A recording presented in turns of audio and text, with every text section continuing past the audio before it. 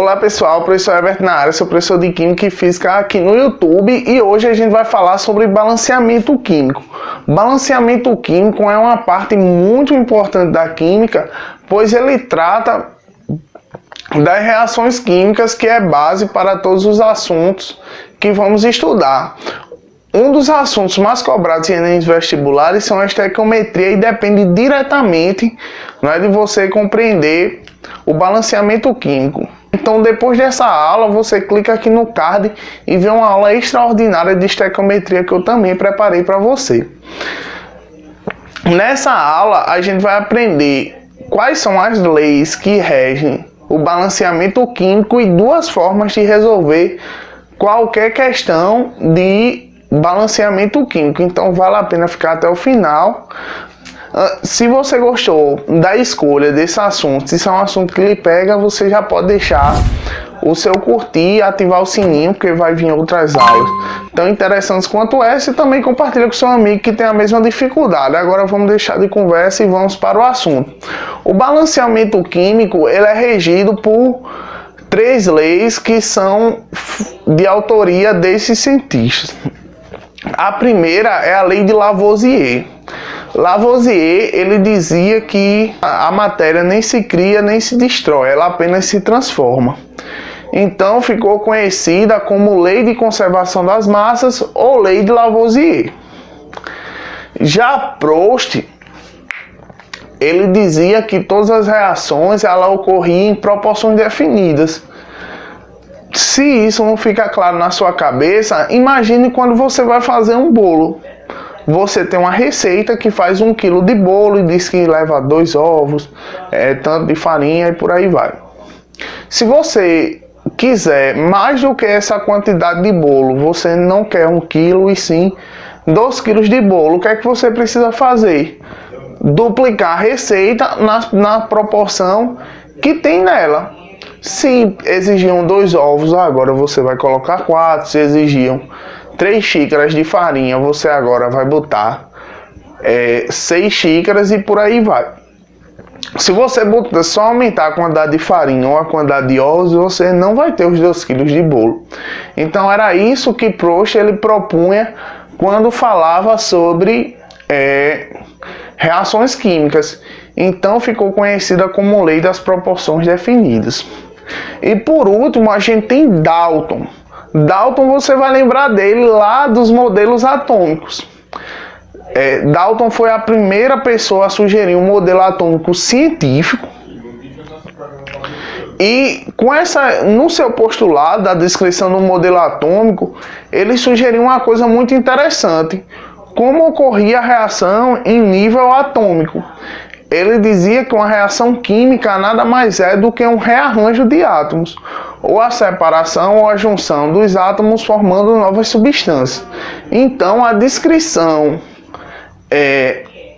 molecular das reações químicas embasadas na lei de Lavoisier e de Proust foi dada por Dalton.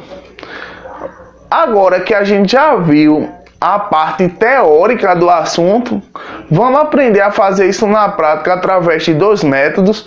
O primeiro método vai ser o da tentativa, mas você vai aprender uma estratégia muito boa para não ser uma tentativa aleatória. Pessoal, o primeiro método que eu vou apresentar a vocês é o método da tentativa. A priori eu sei que parece um método muito básico, mas eu vou lhe mostrar um jeito de transformar numa ferramenta poderosa para lhe ajudar a resolver esse tipo de questão. Antes da gente começar, propriamente dito, como fazer o balanceamento, a gente precisa entender 2 conceitos, que é o conceito de coeficiente e o conceito de índice. Índice é esse valor que fica subscrito do lado de alguns átomos dentro de uma molécula ou de uma unidade unitária, ou seja, quando você está representando sal, e ele diz a quantidade de átomos daquele elemento dentro da substância inteira. Vamos pegar esse exemplo aqui. Quando eu tenho CH4, eu estou dizendo que dentro dessa molécula eu tenho 4 hidrogênios. O outro conceito é o do coeficiente. Coeficiente é aquele valor que a gente coloca aqui do lado. Quando temos o valor 1, a gente não precisa representar. Quando é mais de 1, a gente coloca o número do lado esquerdo. Quando eu coloco o valor aqui do lado esquerdo, eu estou multiplicando, no caso, a molécula ou a unidade unitária, átomo, que seja, por inteiro. Com isso, você já sabe mais ou menos a base, né, do que você pode mexer ou não no balanceamento. No caso, a gente só vai poder mexer no coeficiente e não no índice. O índice se mantém constante. Agora vamos deixar essa parte mais introdutória e ir para a prática. O método da tentativa consiste basicamente em você tentar alguns coeficientes para chegar ao balanceamento.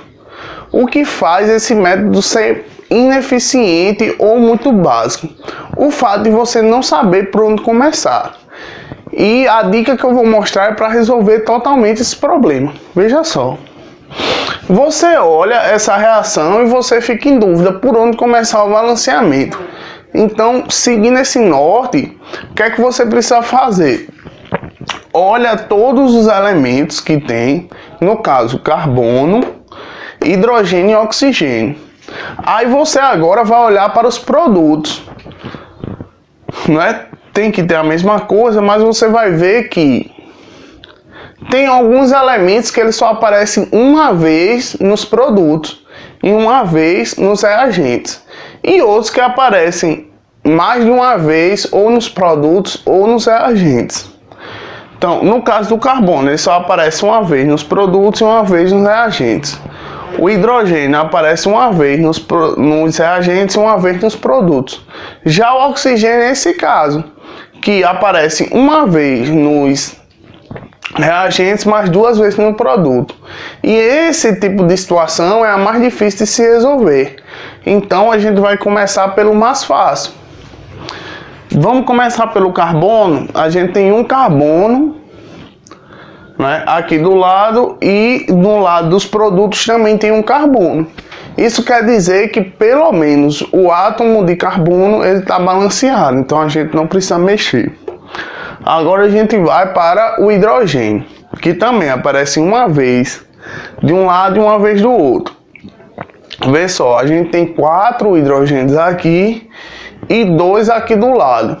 Qual o número que eu colocaria aqui para poder chegar em 4? Vê só, aqui eu tenho 2. Qual o número que eu multiplico por 2 para dar 4? 2. Então, coloquei 2 como coeficiente. Beleza. A gente tá de cara pro gol.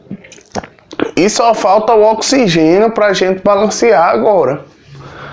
Vai ficar muito simples. Então a gente olha a quantidade que tem desse lado e resolve do outro. Desse lado a gente tem 2 oxigênios. E aqui a gente tem 2 vezes 1, que no caso também é 2. 2 mais 2 igual a 4. E aqui a gente só tem 2, voltando. O número que a gente multiplica por 2 para dar 4 é 2. E estamos com a reação balanceada. Se você usar esse método, você vai ver que vai lhe ajudar muito para transformar o método da tentativa que você tenta de uma forma muito aleatória e acaba perdendo tempo em algo mais sistemático, rápido e eficiente. Agora vamos para o segundo método, que é mais sofisticado, mas não mais difícil, vale a pena assistir. O segundo método que eu vou apresentar a vocês é conhecido como o método do macho ou macete do macho, né? Mas vê só, isso não se empolga aí a galera aí que é mais esprivitada, que macho nada mais é do que uma sigla para metal, ametal, carbono, hidrogênio e oxigênio. Isso daí, o que quer dizer isso? Isso quer dizer a sequência sistemática que você deve seguir na hora do balanceamento.